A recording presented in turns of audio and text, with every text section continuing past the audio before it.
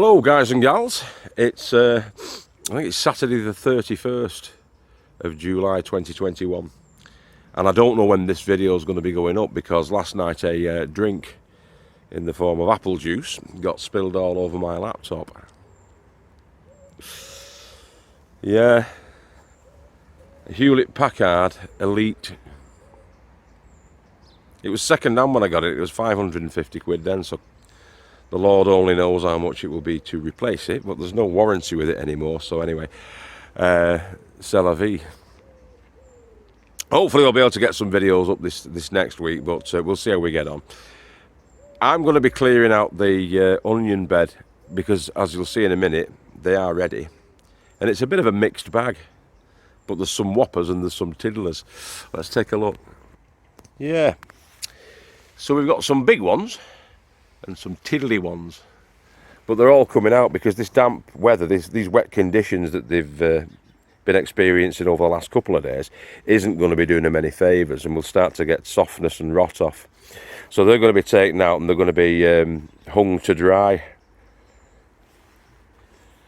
Yeah, so when the onion stems fall over like that, it's time to pull them anyway because they're ready.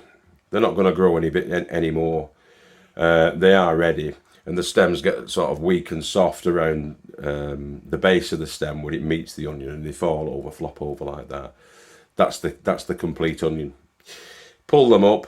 You'll see in a second what he does, and then they're ready for curing and then further storage. So that's what we're going to be going through next. Okay, see you in a bit. You'll have to excuse me because I've not got my tooth in, but here's one pulled onion.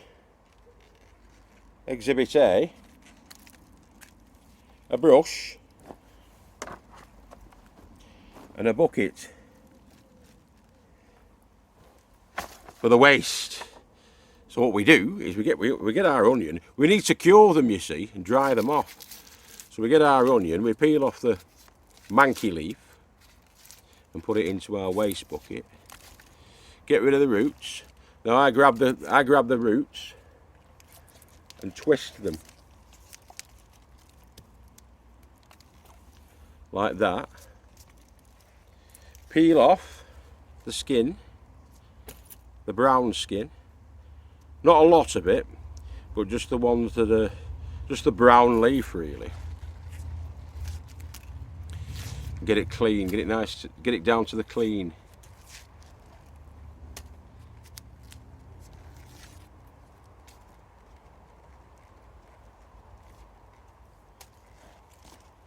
So we're really exposing the green, and you've got the muck that's on there as well.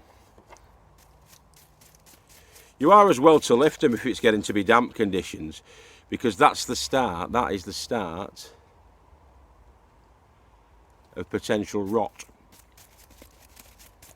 So off comes the outer skins, revealing the greener inner. I just brush them off with a brush like that. Clean them up a little bit, and they're ready now for hanging and storage. When the stems have all gone brown and papery, the onion is then cured, because it'll go brown again. The outer leaves will brown off and it'll be cured. Okay, and then it's ready for longer term storage. And you can, if you store them correctly, which we will be picking up in another episode, store them correctly, they'll last for months. Okay, I'll just show you where I'm putting them. Now this is in the Lady Farmer's Tiki Tunnel 2, and those are last year's, the overwintered onions and garlic. It's the ones that are well, basically the ones that are left over, or some of them, from last year's harvest. We've had a load of them. We've got loads of them at home. They're ready now. No green at all left on them, on the stems. So they're going to be taken out and they're going to be taken home. And instead, we're going to have in there this year's that we started off in February. The ones you just saw in the bed. So I'm going to be putting them back in here. The basket inside Tiki Tunnel 2, the polytunnel, the new one, in here. Let's see if I can show you how we do that. Hope the angle's alright for you. Just get all the tendrils, if you like, together. Feed them through.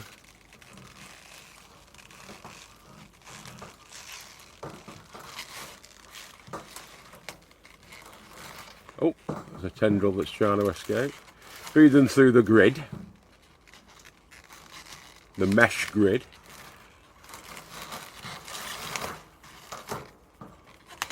Bit thin, this mesh grid, for these onions.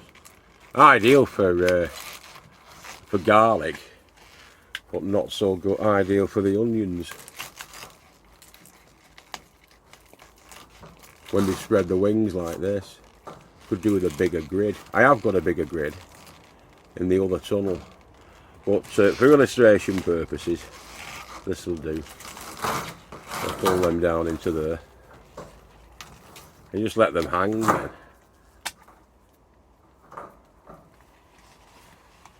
Oh. So throw them all in there.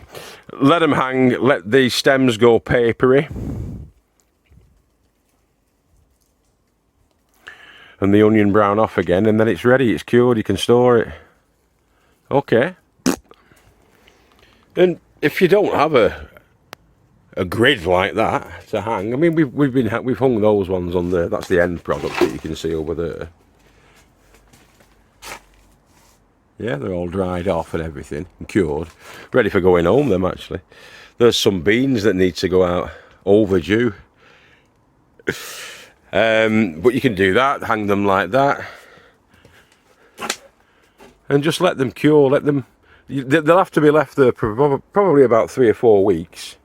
They'll be left like that until they get like that, and then they're ready to take home and have more permanent storage in a cool but dry place.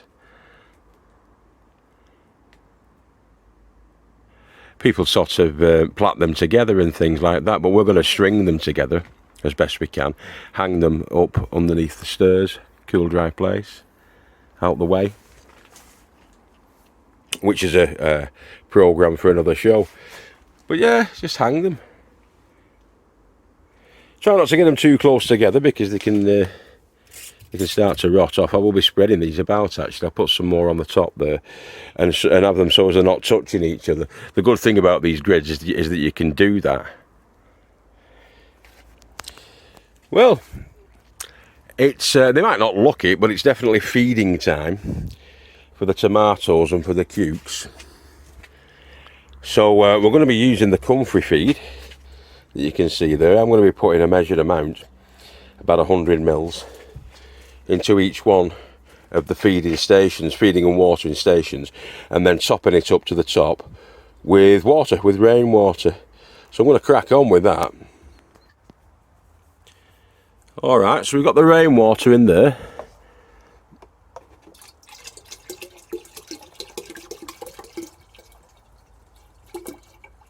Get the comfrey in.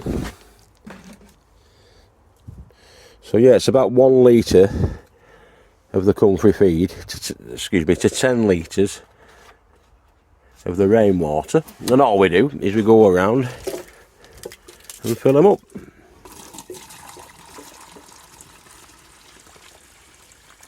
Fill up the stations.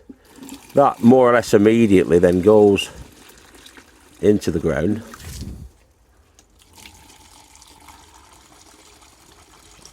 And subterraneously gets where the roots are, gets down to the roots. Some people put it around the top, and I will give them a splash around the top because there tend to be other roots near the surface. I don't know whether it's true or not, but some people call them the feeding roots, but Joe always waters and feeds below, whereas Mick goes from above. But yeah, it's going to be going around completing these off, and that's the watering and feeding, and do that about once a week to 10 days, and then in the meantime the watering, so they're getting 2 waterings to 1 watering and feeding, if you like. So water feed, water feed, and that's every 10 days, yeah. Now, speaking of liquid feed, we've just given the tomatoes and cucumbers the comfrey there, but these are the leafy green vegetables, the calabrese, and the cabbage, cauliflower, yeah, the brassicas that we gave the nettle feed to last week. And if you remember, there were gaps between each plant last week, so in the space of a week they've certainly swelled up the chests and spread the wings. We've had a good amount of rain as well this week, which has helped, but it's the liquid feed that's given them the real growth. It's the nettle feed, full of nitrogen and other beneficial elements for the plants. So that's what's brought them on, really. I mean, they've all doubled in size. These ones, that was bit wet by the slugs, we think. And there's some of the smaller ones, but they've doubled in size. They're coming back now nicely. And these big plants, these cabbages, again, you got double the growth in a week. It was last Saturday, I think, that I did it. So it's been 8 days since they got the liquid feed.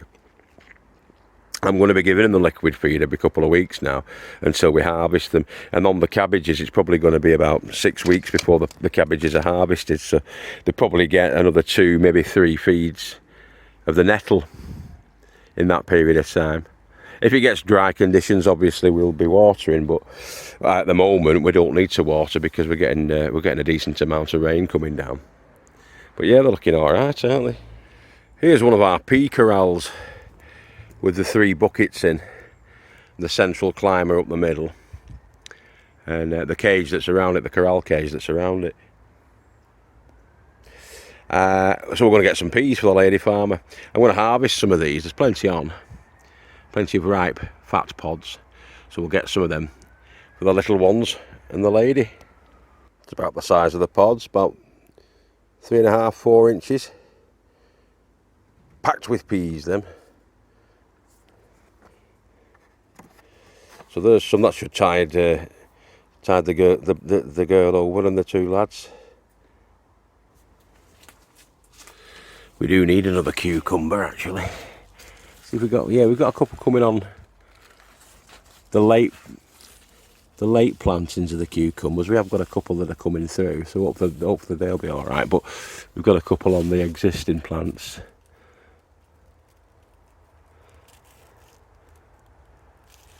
I'll just take the one. I'll take that one and let the other one grow on. I'll just twist them off me. If I can catch it. Where have you gone? Difficult to see through the foliage, but yeah, I'll just twist it off like that.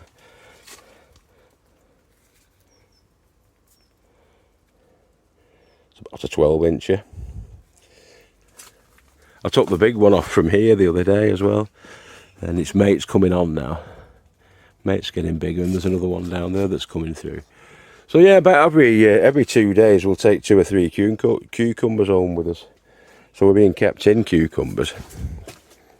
Some more peas on that one which needs to be taken out. I'll get rid of the peas off that one as well and take that home to the missus. Okay, boys and girls, guys and gals, have a great weekend. Peas and cucumber there. And the onions on the cure. There'll be plenty more coming up in these next couple of weeks. We're going to get quite a lot of new seeds sown so we can fill those beds up again. And we're going to be looking into getting the selections for the winter. The overwintering onions and the overwintering brassicas that we're going to be doing. We're going to be doing quite a bit indoors, but I've got to get those plants started off. So those polytunnels and greenhouses are going to be full of brassicas this year. And also we're going to be getting some Christmas new potatoes put in. So stay tuned for that. Have a great week. Take care of yourselves and each other. And remember we love you all. And keep growing with your heads down. All right. Bye bye. Namaste.